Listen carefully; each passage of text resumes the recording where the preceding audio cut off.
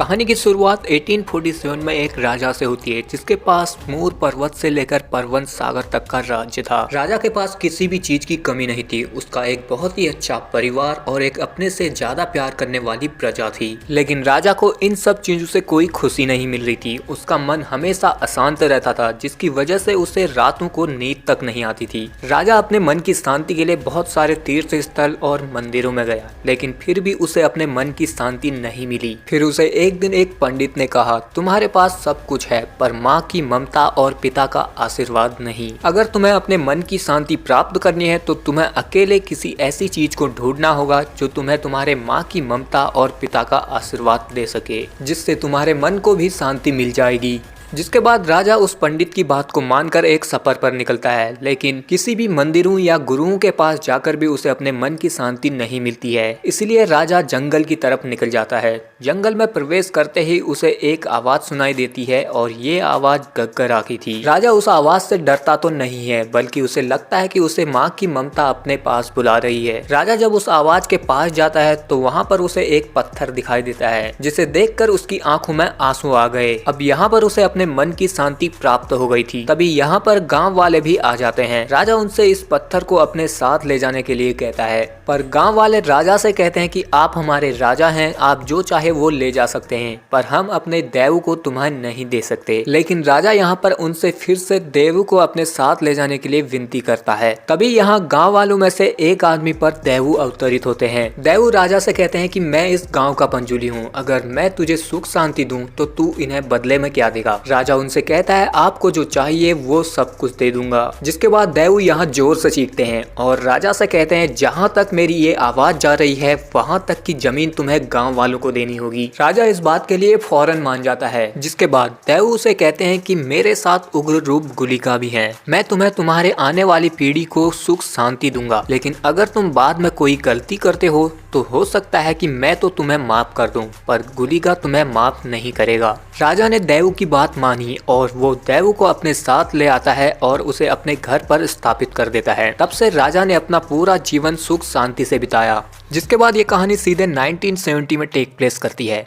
यहाँ पर सभी गांव वाले राजा की दी गई जमीन पर खुशी खुशी रह रहे हैं और गांव में सालों से कोला भी होता आ रहा है और आज भी गांव में कोला है, जहाँ पर उस राजा के वंशज भी आए हैं। मगर उस राजा का वंशज उन गांव वालों को दी गई जमीन को वापस लेना चाहता है। जिसके बाद यहाँ पर कोला शुरू होता है और यहाँ पर हमें एक छोटे से बच्चे को भी देखते हैं जिसका नाम शिवा है और उसी के पिता इस कोला को परफॉर्म करते हैं। और फिर जब उनके ऊपर देव अवतरित होते हैं तो वो सभी गाँव वालों से पूछते हैं कि आप लोगों को कोई दिक्कत या परेशानी है या नहीं। दरअसल देव हर साल इस गांव में आते हैं और वो गांव वालों की परेशानियों को दूर करते हैं। गांव वालों का कहना है कि वो लोग यहाँ खुशी खुशी रह रहे हैं और उन्हें कोई दिक्कत या परेशानी नहीं है। मगर तभी यहाँ उस राजा का वंशज कहता है कि मुझे अपनी जमीन वापस चाहिए, यानी कि जो उसके पूर्वज राजा ने गाँव वालों को जो जमीन दी थी वो सब अब मुझे वापस चाहिए। तो देव यहाँ पर कहते हैं कि ऐसा नहीं हो सकता है, अगर तुमने वो जमीन वापस ली तो तुम्हारे कुल की शांति भी चली जाएगी। यानी कि राजा ने जो गाँव वालों को जमीन दी है वो तुम्हारे कुल की शांति के लिए दी है, अगर तुम अपनी जमीन को वापस ले लोगे तो तुम्हारी शांति भी चली जाएगी। मगर वो राजा का वंशज देव की किसी भी बात को नहीं मानता है। वो यहाँ पर कहता है कि अगर तुम मेरी जमीन वापस नहीं दे सकते तो मैं कोर्ट जाऊंगा। और यहाँ पर वो जमींदार देव को ये तक कह देता है कि ये बात तुम बोल रहे हो या फिर कोई नृतक। उसकी ये सब बातें सुनकर देव को यहाँ पर गुस्सा आ जाता है और वो देव उससे कहते हैं कि तुम्हारा फैसला तो कोर्ट के सीढ़ियों पर ही हो जाएगा, और रही बात की मेरी कि मैं देव हूँ या नृतक, तो अगर आज के बाद मैं तुम्हें यहाँ दिख गया तो समझ लेना कि मैं नृतक हूँ, नहीं तो देव। ऐसा कहकर शिवा के पिता यहाँ से एक मसाल उठाते हैं और जंगल की तरफ चले जाते हैं। उनके पीछे शिवा भी जाता है, लेकिन उसके पिता जंगल के बीच में ही कहीं गायब हो जाते हैं। जिसके बाद से शिवा के पिता को किसी ने भी आज तक नहीं देखा। और रही बात उस जमींदार की, तो वो जब कोर्ट की सीढ़ियों पर पहुंचता है तो वो खून की उल्टी करके वहीं मर जाता है, जैसा कि उसे देव ने कहा था कि तुम्हारा फैसला कोर्ट की सीढ़ियों पर ही हो जाएगा। जिसके बाद ये कहानी 1990 में टेक प्लेस करती है। अब यहाँ पर शिवा बड़ा हो चुका है और गांव में अभी मेला चला है। इस मेले में हर साल गांव के कल्चरल प्रोग्राम और खेल हुआ करते थे, जिसमें शिवा भी एक बेफेलो रेस में पार्टिसिपेट करता है और उस रेस को जीत भी जाता है।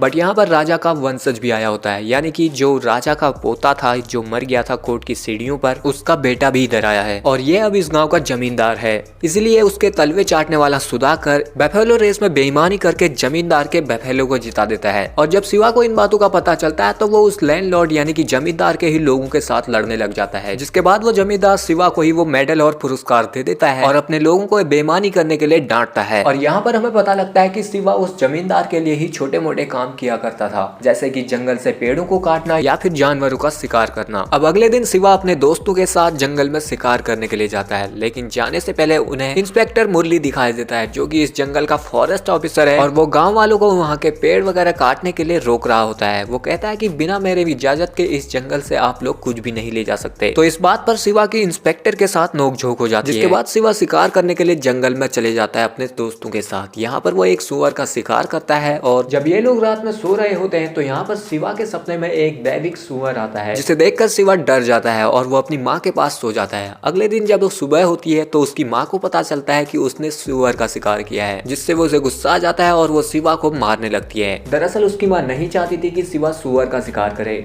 मगर शिवा जमींदार के लिए जंगल में जानवरों का शिकार करता था, जिसके बदले में वो उसे कुछ पैसे और दारू दिया करता था। तो इस सुअर को भी वो जमींदार के पास ले जाता है, जिसके बदले में वो उसे कुछ पैसे और दारू देता है और साथ ही यहाँ पर ये भी कहता है कि वो लोग अपनी जमीन के कागज जल्दी ढूंढ ले, क्योंकि डिपार्टमेंट सर्वे करने वाला है सबकी जमीन का। और वहाँ इंस्पेक्टर मुरली गाँव वालों की जमीन का सर्वे करने की तैयारी करता है। और दूसरी तरफ गाँव में अब कोला फिर से शुरू होने वाला है, जिसे पहले शिवा के पिता किया करते थे, मगर अब कोला शिवा का कजन गुरु हुआ करता है, क्योंकि शिवा उसके पिता के गायब होने के बाद पियक्कड़ और निकम्मा बन गया है और उसे लगता है कि कोला की वजह से ही उसके पिता गायब हो चुके हैं और क्योंकि उसे तो अपनी जिंदगी को ऐसे ही मजे से जीनी है, इसीलिए वो कोला नहीं करता है। तो अब गांव में कोला शुरू होता है, जिसमें गांव के सभी लोग होते हैं और यहाँ पर शिवा की क्रश लीला भी आई होती है, जो अपने फॉरेस्ट गार्ड की ट्रेनिंग को पूरा करके यहाँ आई है। अब गाँव में कोला है तो यहाँ पर बम पटाखे भी फोड़े जाते हैं, जिसकी आवाज सुनकर यहाँ पर इंस्पेक्टर मुरली भी कोला देखने पहुँचता है। वो यहाँ पर गाँव वालों को पटाखे फोड़ने से रोक रहा होता है, मगर शिवा यहाँ पर आ जाता है तभी, और इन दोनों के बीच एक छोटी सी नोकझोंक होती है। और जब यहाँ पर लड़ाई इनकी शुरू होने वाली होती है तो यहाँ पर जमींदार आता है और वो इन दोनों को शांत करवाता है। इसके बाद इंस्पेक्टर यहाँ से वापस चला जाता है। अब अगले दिन लीला के पिता अपनी बेटी को लेकर शिवा के पास जाते हैं। वो उसे कहते हैं कि ये लीला फॉरेस्ट गार्ड की ट्रेनिंग पूरी कर चुकी है, और क्योंकि शिवा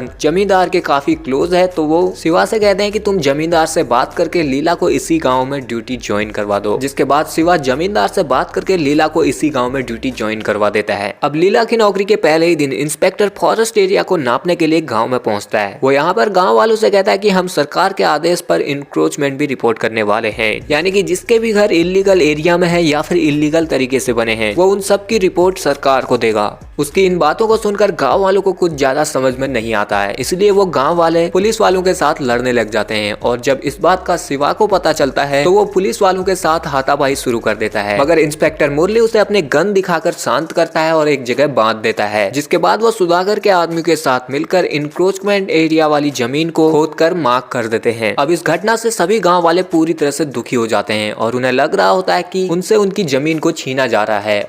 और क्योंकि लीला भी पुलिस वालों के साथ थी, इसलिए सभी गांव वाले लीला से भी गुस्सा थे। और जब वो ड्यूटी से शाम को घर पहुंचती है तो यहाँ पर शिवा उसी जगह पर होता है जिस जगह पर पुलिस वालों ने उसे बांधा होता है। और जब लीला उसे खाना देने के लिए जाती है तो वो लीला से गुस्सा होता है और खाने को ही फेंक देता है। मीनवाइल कि वो पुलिस वालों के साथ थी। अब इस प्रॉब्लम के सोल्यूशन के लिए जमींदार एक वकील को लाता है और गाँव वाले से अपने जमीन के कागज उन्हें देने के लिए कहता है, जो की गाँव वालों के जमीन को वेरीफाई करेगा और उनके कागजात उनके नाम करेगा। ऐसे में वो सभी गाँव वालों से उनका अंगूठा लगवाता है, क्योंकि इस गांव में जितने भी लोग थे वो ज्यादा पढ़े लिखे नहीं थे। और जब वकील गांव वालों के कागज इकट्ठा कर रहा था तो यहाँ पर एक गांव का आदमी गलती से जमींदार के घर के अंदर चला जाता है। ऐसे में जमींदार का आदमी उसे मारने लगता है, तो तभी यहाँ पर शिवा आता है और वो जमींदार के आदमी के साथ लड़ने लगता है, पर जमींदार इनकी लड़ाई को रोक देता है। जमींदार शिवा को कुछ ज्यादा ही खास पसंद करता था, क्योंकि जमींदार का बाहर गाँव की एक औरत के साथ अफेयर चलता था और वो रात में शिवा को एज ए गार्ड अपने साथ ले जाता है। मगर यहाँ पर जंगल में शिवा को अपने पिता की एक झलक दिखती है। ऐसा पहली बार नहीं था कि उसे अपने पिता या फिर देव की झलक दिखती हो। उसे कई बार अपने सपने में देव दिखाई देते हैं, जिन्हें देखकर वो डर जाता था। तो अब शिवा और उसके दोस्त जंगल से और ज्यादा पेड़ काटने लगते हैं और शिकार करने लगते हैं, ताकि इन सब से इंस्पेक्टर का तबादला हो जाए। और इंस्पेक्टर भी शिवा को रंगे हाथों पकड़ना चाहता था, मगर उसे कोई शिवा के खिलाफ सबूत नहीं मिलता था। तो एक रात शिवा और उसके दोस्त एक बड़े से पेड़ को काट रहे होते हैं, मगर सुधाकर इनकी लोकेशन को इंस्पेक्टर को बता देता है। और क्योंकि इंस्पेक्टर शिवा को रंगे हाथों पकड़ना चाहता था तो वो लोग तुरंत उस जगह पर पहुंचते हैं। और जब शिवा को पता लगता है कि पुलिस यहाँ आ चुकी है तो वो लोग यहाँ से भागने लगते हैं।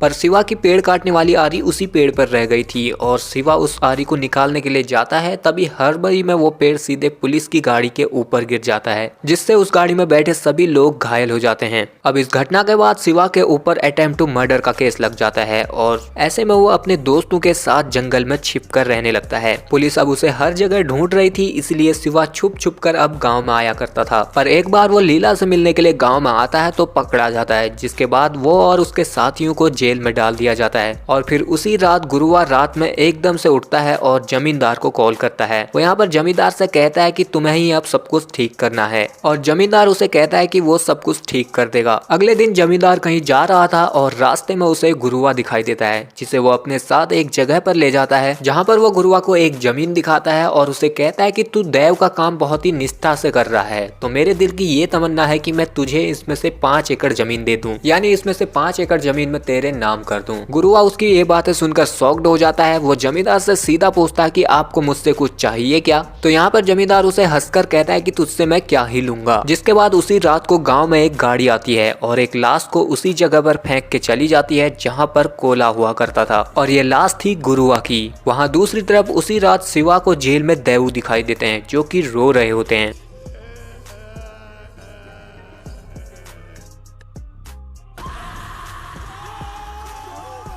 अब अगले दिन गुरुआ की मैयत पर जमींदार भी आता है, जो गांव वालों से कहता है कि ये काम जरूर उस इंस्पेक्टर का हो सकता है, क्योंकि वो हमारी जमीनों को छीनना चाहता है और उसने कोला रोकने की भी कोशिश की थी। जिसके बाद गांव वाले गुरुआ की मौत की खबर शिवा को देते हैं और इस बात का पता लगते ही शिवा पूरी तरह से टूट जाता है। दूसरी तरफ इंस्पेक्टर को पता लगता है कि जमींदार ने अपने वकील की मदद से सभी गांव वालों के जमीन को अपने नाम करा लिया है, यानी कि जमींदार ने गांव वालों के भोलेपन और पढ़े लिखे ना होने का फायदा उठाकर उनकी सारी जमीन को लीगली अपने नाम करा लिया है। तो अब इंस्पेक्टर गाँव वालों की मदद करना चाहता है और उसका प्लान है कि अगर वो सारी जमीन को रिजर्व फॉरेस्ट डिक्लेयर कर दे तो जमींदार के सारे पेपर खारिज हो जाएंगे, जिसके बाद सभी गांव वालों को उनकी जमीन वापस मिल जाएगी। मगर जमींदार को ये बात पता चल जाती है, इसलिए वो शिवा को जेल से छुड़ाता है। इसके बाद हम उस जमींदार को देखते हैं जो अपने बेटे को सारी बातें बता रहा होता है कि किस तरह से राजा ने गांव वालों को जमीन दी थी, और यहाँ पर वो कहता है कि मुझे उस जमीन को अब उन गाँव वालों से वापस लेना है। इसके बाद हम वो सीन देखते हैं जब गुरुआ को जमींदार अपने साथ ले गया था। जमींदार ने गुरुआ को एक लैंड ऑफर किया था, जिसके बदले में गुरुआ को अपने परफॉर्मेंस के टाइम पर बस इतना कहना था कि गांव वाले अपनी सारी जमीन को जमींदार को लौटा दे, पर गुरुआ ऐसा करने से मना कर देता है और गुरुआ जमींदार से कहता है कि देव ऐसा नहीं होने देंगे। और क्योंकि गुरुआ को जमींदार की सारी सच्चाई मालूम हो गई थी तो अब जमींदार गुरुआ को मार देता है। Now back to the story. तो अब हम शिवा को जेल से छूटता हुआ देखते हैं, जिसके बाद जमींदार उसे अपने पास बुलाता है और उसे दारू और चिकन मटन की पार्टी देता है। और यहाँ पर वो शिवा के दिमाग में ये बात डालता है कि जिसने तुम्हारे भाई गुरुआ को मारा है वो और कोई नहीं बल्कि इंस्पेक्टर मुरली है।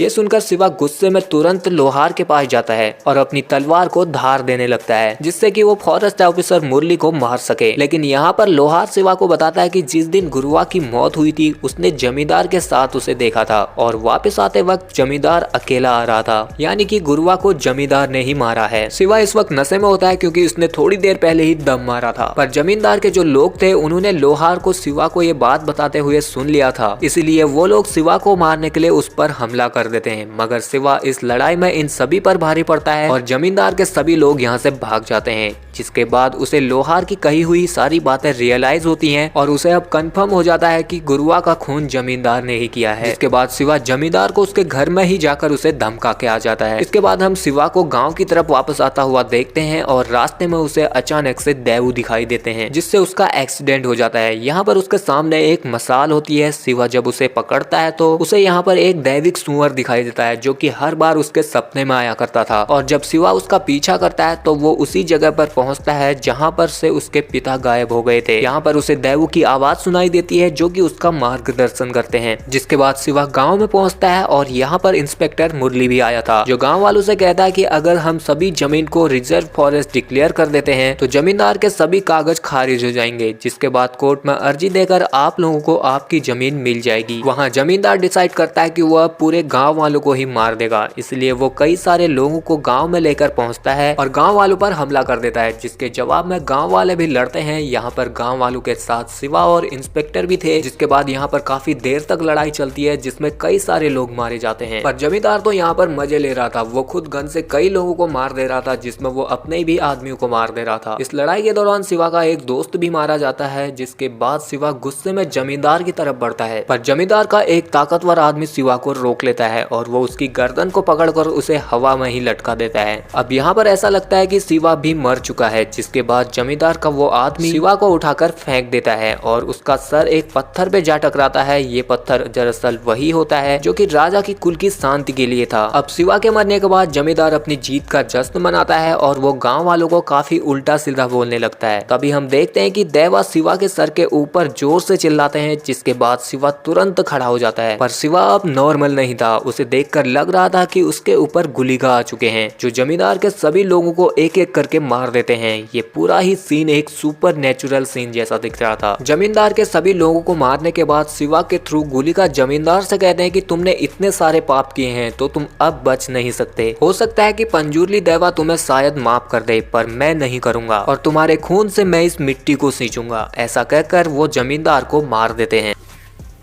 जिसके बाद हम शिवा को बूता कोला करते हुए देखते हैं, जिसमें देवू इंस्पेक्टर को धन्यवाद करते हैं। जिसके बाद शिवा ठीक अपने पिता की ही तरह जंगल की तरफ भागता है और यहाँ पर हम देखते हैं कि शिवा के अंदर आए देवा और उसके पिता के अंदर आए देवा दोनों एक दूसरे से मिलते हैं, जिसके बाद दोनों ही गायब हो जाते हैं। तब से शिवा को भी कभी किसी ने नहीं देखा। यहाँ पर हम लीला को भी देखते हैं, जो कि प्रेग्नेंट थी, जिसका मतलब ये था कि लीला के पेट में शिवा का बच्चा है और फिर ये कहानी यहीं पर खत्म हो जाती है।